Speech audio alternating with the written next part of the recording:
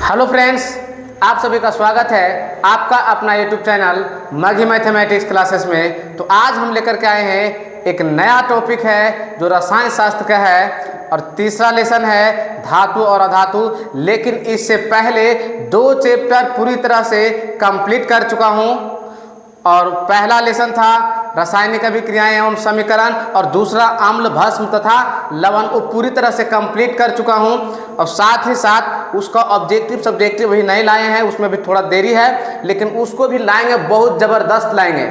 एक भी सवाल नहीं छूटेगा।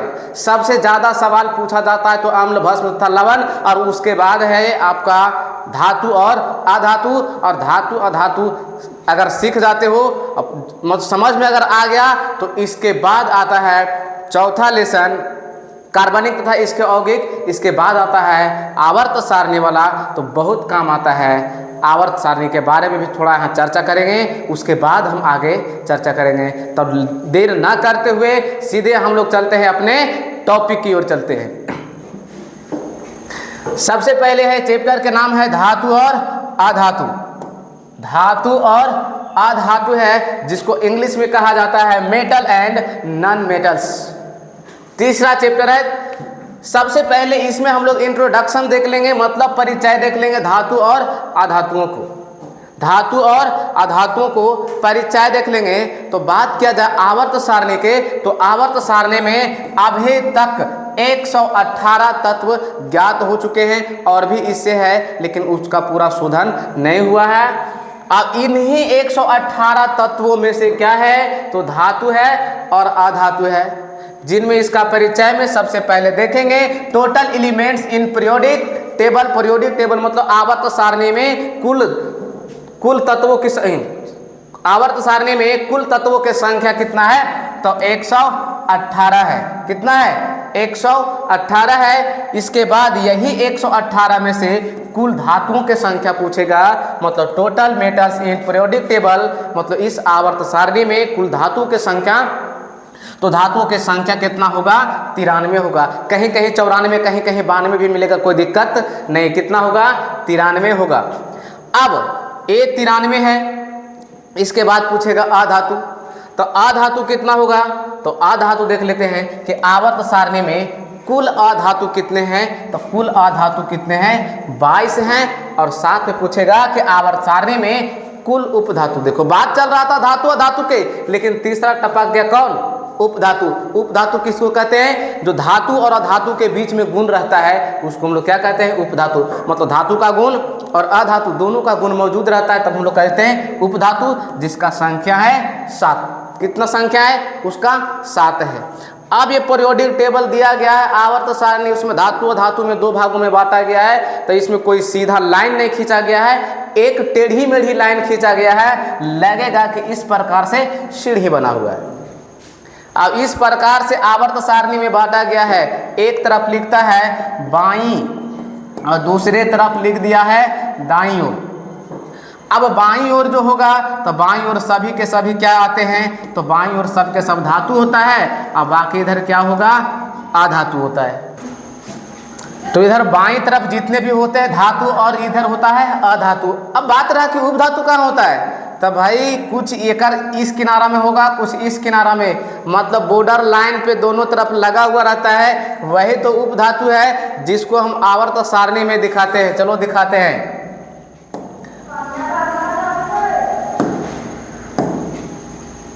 चलो देखो कह रहे कि इधर जो भी होगा, देखो यही तो एक टेढ़ी मेढ़ी लाइन है भाई, यहां से टेढ़ी मेढ़ी लाइन खींचा हुआ ये वाला देखो इस प्रकार से। तो इधर का जो भी हरे ग्रीन कलर में दिख रहा है ना सबके सब क्या है अधातु है, बाकी इधर सबके सब क्या है धातु है। एक वो यहाँ अपवाद में है वो अधातु, देखो पीला टाइप में है वो अधातु है, इसको रखा जाना चाहिए इधर लेकिन रखा इधर। इसकी चर्चा हम लोग 5वां लेसन में करेंगे। अब यहाँ से देखो जो सिलिकॉन है, उसके बाद जर्मेनियम आर्सेनिक, ये सब जो दिख रहा है ना ये सब क्या है सब बॉर्डर लाइन के जो नज़दीक में है वो सब के सब, जैसे यहाँ से ये सब है देखो ए वाला हो गया, ए वाला हो गया, सिलिकॉन हो गया, ये सब क्या है सब के सब उपधातु है। ठीक है। तो इसका विशेष तो बॉर्डर लाइन के जो भी रहेगा इस तरफ उस तरफ मतलब नज़दीक में सबके सब उपधातु है। इसका विशेष चर्चा हम 5वां लेसन में करेंगे। इसको सब के सब आद भी करना है, मतलब आद करेंगे, रटना नहीं है, समझना है। टोटल इसको आद कर मतलब कि समझ लेंगे पूरा बढ़िया से, कि बिना देखे हम लोग आवर्त सारणी भी बना सकते हैं, इस तरीका से बताएंगे, लेकिन अभी नहीं, 5वां लेसन में। तब तक हम लोग अपने चैप्टर पे चलते हैं। चलो, इसके बाद है कि मेटल्स मतलब धातुएं। अब हम लोग देख लेते धातु, अधातु और उपधातु के संख्या के बारे में। अब इसका हम लोग भौतिक गुण के बारे में देख लेते हैं। भौतिक गुण के बारे में देख लेते हैं, जिसको कहा जाता है फिजिकल प्रॉपर्टी, जो भौतिक गुण। और भौतिक गुण में पहला है इलेक्ट्रॉनिक विन्यास। इलेक्ट्रॉनिक विन्यास जो कि 9th क्लास में पढ़ा था, उसी के सहायता से, उसी के मदद से हम लोग धातु अधातु को पहचान सकते हैं। तो क्या होता है इलेक्ट्रॉनिक विन्यास, कि किसी भी परमाणु के बाह्यतम कक्षा में अगर 1, 2, 3 इलेक्ट्रॉन रहता है ना, तब हम लोग कह देते हैं उस क्या है, धातु है। अगर बाहरी कक्षा में 1, 2, 3 रहा तो धातु, अगर 5, 6, 7 रहा तब हम लोग उसको कहते हैं अधातु। तो लिखा हुआ है कि धातु के परमाणु की बाह्यतम कक्षा में कितने इलेक्ट्रॉन, 1, 2, 3 इलेक्ट्रॉन रहता है, तब हम लोग कहते हैं कि ये क्या है, तो धातु है। जैसे सोडियम के परमाणु संख्या 11 है, इलेक्ट्रॉनिक विन्यास निकालो तो बाहरी कक्षा में कितना आएगा, 1 आएगा। तो 1 आता है तो क्या है, इलेक्ट्रॉन को दान करने वाला है। 2 है दान करने वाला है, 3 है दान करने वाला है। मैग्नीशियम के परमाणु संख्या 12 है, जिसकी बाहरी कक्षा में 2 है। एल्युमिनियम की 13 है, जिसकी बाहरी कक्षा में कितना है, 3 है। ये सभी के सभी क्या है, धातु है। मतलब इलेक्ट्रॉनिक विन्यास के बाहरी कक्षा में 1, 2, 3 इलेक्ट्रॉन अगर है तो क्या कहलाते हैं, सभी के सभी धातु कहलाते हैं। अगला गुण है विद्युत धनात्मक गुण। विद्युत धनात्मक गुण कहता क्या है कि धातु में विद्युत धनात्मक होती है, अर्थात इन धातुओं में अपने संयोजी सेल, मतलब बाहरी सेल को हम लोग कहते हैं संयोजी सेल।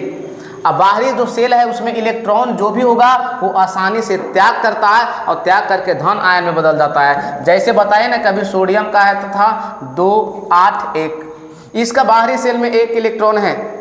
ये बाहरी सेल है मतलब संयोजी सेल है, यहाँ से 1 इलेक्ट्रॉन को क्या करेगा, त्यागेगा, और त्याग करके अपने आप में क्या हो जाएगा, धनात्मक प्लस हो जाएगा। सोडियम का देखो इलेक्ट्रॉनिक विन्यास से 2, 8, 1, लेकिन क्या किया कि इसका बाहरी कोष में संयोजी सेल में 1 इलेक्ट्रॉन किसी को दे दिया, तो बचा इसके पास में कितना, 10, बच गया सोडियम आयन प्लस ऊपर में होगा, कोई दिक्कत नहीं।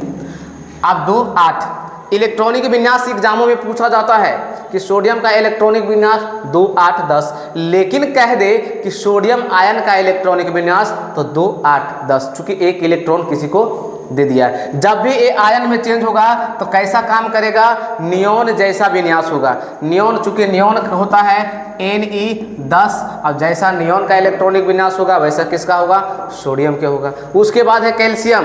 कैल्शियम के देखा जाए तो कैल्शियम क्या होगा, 2 इलेक्ट्रॉन त्याग करता है, तो 2 प्लस में 2, 8, 8, ये हो गया कैल्शियम आयन का। लेकिन कैल्शियम का होता है 2, 8, 2, 2, 8, 8, 2, ये किसके जैसा होगा, आर्गन के जैसा।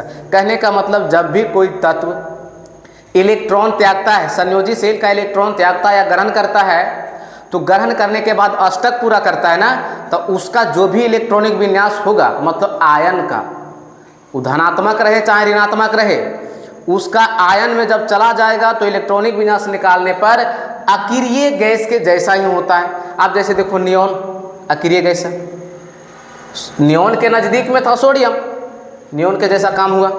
उसके बाद कैल्शियम किसके नज़दीक में था, आर्गन के, आर्गन भी निष्क्रिय गैस है, उसके जैसा हो गया। तो धातु में क्या होती है, विद्युत धनात्मक होती है। तीसरा क्या है कि आघात वर्धनीय होती है। क्या होती है, आघात वर्धनीय, मतलब धातु को आप हथौड़े से पीट पीट करके लंबा चौड़ा चादर बना सकते हैं, उसको हम लोग क्या कहते हैं, आघात वर्धनीय कहते हैं। धातु आघात वर्धनीय होती है, अर्थात इन्हें हथौड़े से पीट करके क्या बनाई जाती है, चादरें बनाई जा सकती है। और चादरें बनाई जा सकती है जिसमें से अभी बताए ना कि कितना धातु था, 93 धातु था। तो 93 धातु में से कोई एक ऐसा होगा जो सबसे ज़्यादा आघात वर्धनीय होगा, जो सबसे उसको पीटने से ज़्यादा पत्ता लंबा चौड़ा चादर बनाया जा सकता है। यही 93 में से कोई एक होगा, वो होगा कौन, सोना होगा। कौन होगा, सोना होगा। अब यही 93 धातु में से कोई एक तो ऐसा होगा जो सबसे कम आघात वर्धनीय होगा। सबसे कम आघात वर्धनीय होगा। तो सबसे कम आघात वर्धनीय में कौन आएगा? तो इसमें आएगा निकेल। कौन आएगा? निकेल। निकेल जो है जो सबसे कम आघात वर्धनीय है। चलिए अगला है क्या? तो अगला कहता है तन्यता।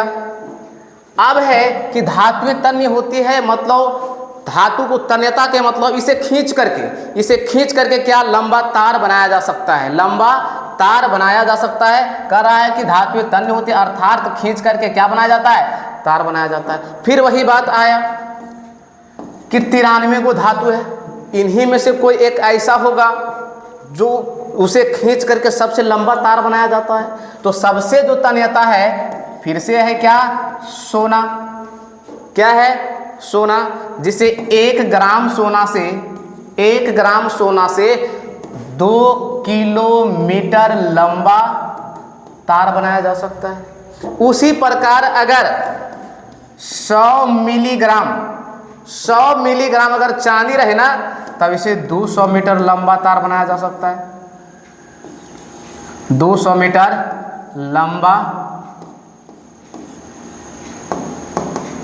लंबा तार बनाया जा सकता है। यही 93 में से एक ऐसा होगा जो सबसे अधिक तन्य होगा और एक ऐसा होगा जो सबसे कम तन्य होगा। कम तन्य में क्या आ जाएगा? तो आ जाएगा पारा। क्या आएगा? पारा आ जाएगा। चलिए अगला गुण इसका क्या है? तो कहता है द्रवणांक एवं क्वथनांक। कहता है धातु के द्रवणांक एवं क्वथनांक उच्च होते हैं। क्या होते हैं? उच्च होते हैं। अब यही 93 में से फिर आया है एक कि सबसे अधिक द्रवणांक एवं क्वथनांक किसका होगा?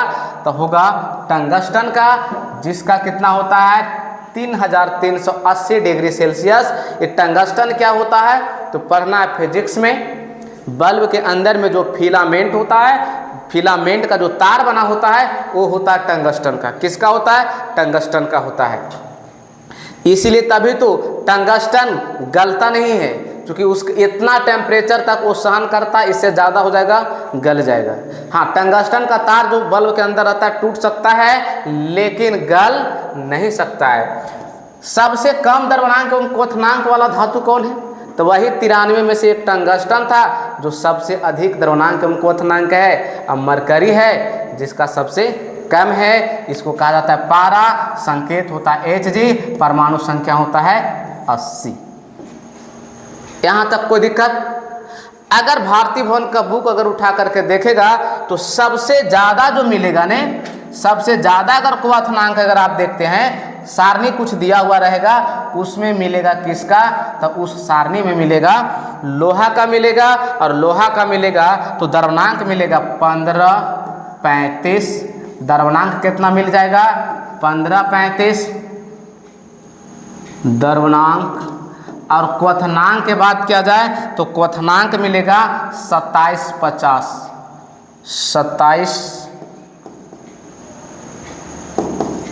2750 मिलेगा अगर बुक में देखेगा तो। अगर आप कॉम्पिटिटिव का बच्चे हैं, अगर देख रहे हैं भाई मेरे, आप लोग देख रहे हैं तो आप कंपटीशन के लिए आपके लिए हो जाएगा। लेकिन बोर्ड एग्जाम वाला आप ध्यान रखिएगा कि लोहा होगा। क्या होगा? लोहा होगा। एक पारा है, पारा सबके लिए, पारा हर जगह काम देता है। देखो हर जगह मिलेगा, ऐसा से मिलेगा नहीं कि क्या कहें, मतलब डॉक्टरों के पास जा बुखार चेक करने के लिए, वहाँ भी थर्मामीटर में भी इसी का यूज होता है। चलो आगे देखते हैं इसका गुण, और भी भौतिक गुण है। कह रहा ऊष्मीय एवं विद्युत चालकता। जितने भी धातु होते हैं सभी के सभी धातु विद्युत एवं ऊष्मा का क्या होते हैं? सुचालक होते हैं। क्या होते हैं? सुचालक होते हैं। सभी धातु में ऊष्मा एवं विद्युत का क्या होती है? सुचालक। यही 93 धातुओं में से एक ऐसा होगा जो सबसे अधिक सुचालक होगा, वो है चांदी। कौन है? चांदी। दूसरे नंबर पे कौन आता है? कॉपर। और तीसरे नंबर पे आता है एल्युमिनियम। सबके चांदी का संकेत Ag है, कॉपर का Cu, एल्युमिनियम का Al होता है। सबसे कम सुचालक धातु कौन है? तो सबसे कम सुचालक धातु कौन है? तो सीसा है। क्या है? सीसा, मतलब जिसको कहा जाता है लेड। एक अपवाद में है, अभी वो क्या बात बताए कि सभी धातुएं ऊष्मा एवं विद्युत का सुचालक होती है, लेकिन एक अपवाद है ऐसा कि जो अधातु होते हुए भी विद्युत का एवं ऊष्मा का क्या है, सुचालक है, जो है ग्रेफाइट। ये जो कार्बन से बना होता है या कार्बन के अपरूप है, कार्बन के अपरूप है, ये अधातु के अंदर में आते हैं लेकिन फिर भी विद्युत का सुचालक होता है। इसके बाद है चमक।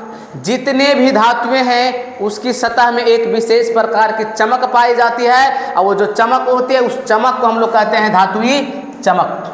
धातुओं में एक विशेष प्रकार की चमक पाई जाती है जिसे हम लोग क्या कहते हैं, धातुई चमक कहते हैं। लेकिन अपवाद में है ग्रेफाइट और आयोडीन, अधातु होते हुए भी उसमें धातुओं जैसी चमक होती है, लेकिन ऑलरेडी ये क्या है, अधातु है। चलो कठोरता के बात किया जाए तो सभी धातुएं कठोर होती है, सभी धातुएं कठोर होती है, लेकिन सभी धातुओं की कठोरता एक समान नहीं होते। कोई ज़्यादा कठोर होता है तो कोई कम कठोर होता है। बात किया जाए कि कठोरता में तो ध्यान दिया जाए कि सोडियम, पोटेशियम और लिथियम जो है ना, ये सब बात किया जा रहा है कि धातुएं सभी कठोर होती है, लेकिन सोडियम, पोटेशियम और जो लिथियम है, सोडियम, पोटेशियम और क्या लिथियम जो है, लिथियम, ये सब के सब मुलायम है। ध्यान रखना, मुलायम है। सवाल यहाँ से भी पूछा जाता है कि कौन सी धातु को चाकू से काटा जाता है भाई, तब मुलायम है वही ना कटेगा। तो सोडियम, पोटेशियम और लिथियम, इन तीनों को चाकू से काटा जाता है, क्योंकि ये मुलायम है, बाकी सब के सब क्या है, कठोर है। अगला कह रहा है ध्वनि। धातुओं को पीटने से एक विशेष प्रकार की ध्वनि निकलती है जिसे हम लोग धातुई ध्वनि कहते हैं। हथौड़े से अगर हम पीटे, हथौड़े से पीटे जाने पर धातुओं से एक विशेष प्रकार की ध्वनि उत्पन्न होती है जिसे क्या कहते हैं, धातुई ध्वनि कहते हैं। धातुई ध्वनि कहते हैं। स्कूल में जो घंटी देखा है, स्कूल में जो घंटी बजता है, वो जो घंटी होता है ना, वो बना रहता है सोरेंस का, सोरेंस, ठीक है। अगला है भौतिक अवस्था।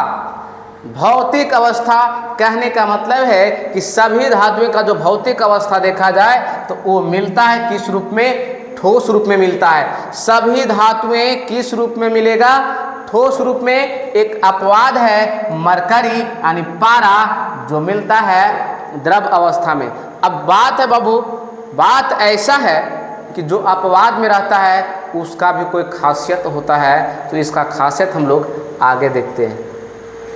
चलो लास्ट क्या है कि लगभग सभी धातुओं के घनत्व क्या होते हैं, उच्च होते हैं। सभी धातुओं के घनत्व क्या होते हैं, उच्च होते हैं, ठीक है। चलिए बात कर रहे थे किसके बारे में, तो अपवाद में आया था पारा। कौन आया था, पारा। चलो हम लोग पारे के बारे में ही पूरा डिटेल से देख लेते हैं। पारा, जिसको हम लोग क्या कहते हैं, मरकरी कहते हैं, इसके बारे में थोड़ा देख लेते हैं डिटेल से कि पारा का संकेत क्या होता है, Hg होता है, जिसको कहा जाता है हाइड्रा गैरम। लैटिन नाम हाइड्रा गैरम है और संकेत क्या है, तो Hg है, जिसको हम लोग मरकरी कहते हैं या पारा कहते हैं। पारा को ही हम लोग क्या कहते हैं, क्विक चांदी। क्विक चांदी, चूंकि थर्मामीटर में जो चमकदार पदार्थ होता है ना, वो चांदी के जैसा चमकता है, इसीलिए हम लोग इसे कह देते हैं क्विक चांदी। अब पारा जो है द्रव अवस्था में पाई जाती है, इसीलिए हम लोग कहते हैं कि पारा द्रव धातु है। अगला पॉइंट है कि यह एक जहरीली धातु है। पारा जो है एक जहरीली धातु है। जहरीली धातु इसलिए कहा जाता है कि अगर कहीं हमारे शरीर के अंदर चला गया ना, तो क्या करता है कि पूरा रिएक्शन कर जाता है, पूरा रिएक्शन। पहले देखो, पहले के डॉक्टर लोग क्या करते थे कि थर्मामीटर से जीभ में लगाया जाता था और लगाने के बाद कह देता था कि बेटा बोलना उसे नहीं है, एकदम चुपचाप रहना है। अगर वो व्यक्ति बोले, अगर थर्मामीटर टूट के अगर पारा मुंह में चला जाए तो वो व्यक्ति का फेफड़ा में कैंसर हो सकता है, अगर अंदर चला जाए तो। अब है पारा। तो पारा जो है वो थर्मामीटर में प्रयोग किया जाता है। पारा को कहाँ प्रयोग किया जाता है? थर्मामीटर में, और थर्मामीटर में प्रयोग किया जाता है। तो वहाँ भी कुछ खास है कि आखिर पारा को ही क्यों वहाँ लिया गया है, क्या उसका गुण है? तो ध्यान रखना, क्योंकि कांच के साथ चिपकता नहीं है। पारा कभी भी कांच के साथ चिपकता नहीं है। दूसरा है कि पारा का प्रसार यानी फैलाव बहुत तेजी से है। और तीसरा है कि कमरे के ताप पर द्रव अवस्था में होती है। अगर कमरे का ताप बात किया जाए तो 20 से 25 डिग्री सेल्सियस को हम लोग कहते हैं कमरे का ताप, कमरे का ताप। आगे और भी देख लेते हैं इसका। अब है पारा प्लस एनी अदर मेटल्स। पारे के साथ में अगर कोई धातु, पारे के साथ में अगर कोई धातु रिएक्शन करे तो बनाता है क्या? अमलगम। क्या बनाता है? अमलगम। अगर जिंक पारे के साथ में जाएगा तो जिंक का अमलगम। अगर चांदी अगर जाएगा तो सिल्वर का अमलगम। कहा जाता है चांदी के अमलगम का प्रयोग कहाँ होता है? तो दांतों के बीच में भरने के लिए होता है। देखना कि जिसका दांत अगर थोड़ा खोड़र हो जाता है तो उसमें भरा जाता है चांदी का अमलगम। क्या भरा जाता है? चांदी का अमलगम। नोट में याद रखना कि पारा कभी भी लोहा, प्लेटिनम और टंगस्टन के साथ में कभी भी अमलगम नहीं बनाता है। अगला बात, Hg मतलब पारा। पारा जो है वायुयान में प्रतिबंधित है। आप इसे एरोप्लेन, हवाई जहाज में नहीं ले जा सकते हैं, चूंकि जहाज का जितना भी बॉडी होता है एल्युमिनियम का बना होता है। अब एल्युमिनियम से क्या करेगा? अमलगम बना लेगा अगर कहीं टूट के गिरा तो। उसके बाद है पारे का अयस्क। पारे का अयस्क है सीने बार। हम अयस्कों के बारे में, धातु के अयस्कों के बारे में एक अलग वीडियो पूरी तरह से कंप्लीट करके बना देंगे। तो यहाँ आ गया था तो लिख दिए पारे का अयस्क। आगे देखते हैं क्या है। अब है सिल्वर। सिल्वर है जिसको कहा जाता है चांदी। क्या कहा जाता है? चांदी। जो अभी बात चल रहा था ने कि सबसे अधिक सुचालक, विद्युत एवं ऊष्मा का सबसे अच्छा चालक क्या होता है? चांदी होता है, जिसे कहा जाता है अर्जेंटीनियम। सिल्वर यानी चांदी का यूज कहाँ होता है? खाद्य पदार्थों के पैकिंग या सजावट में प्रयोग किया जाता है। खाद्य पदार्थों का किसमें? खाद्य पदार्थों के पैकिंग या सजावट में प्रयोग किया जाता है। किसका? चांदी का। अब देखो, चांदी आयोडीन के साथ अगर रिएक्शन कर रहा है तो क्या बनाता है? Silver iodide. और सिल्वर आयोडाइड का यूज कहाँ है? तो कृत्रिम वर्षा में, कृत्रिम वर्षा में। फिर है नाइट्रेट के साथ, जिसको कहा जाता है सिल्वर नाइट्रेट। इसका यूज कहाँ है? तो मतदान की स्याही में या शीशे पर पॉलिश करने में होता है। उसके बाद है सिल्वर ब्रोमाइड। सिल्वर ब्रोमाइड जो कि कहाँ यूज होता है? फोटोग्राफी में। और एक होता है सिल्वर क्लोराइड, जिसको हॉर्न सिल्वर भी कहा जाता है। और इसका जो अयस्क है Ag2S। तो आज का वीडियो हम लोग यहीं तक रखते हैं। अगर आप लोगों को ये अच्छा लगा है तो अपने दोस्तों के पास शेयर करें, चैनल को सब्सक्राइब करें। तब तक लिए हम लोग नेक्स्ट वीडियो में मिलेंगे। Thanks for watching this video.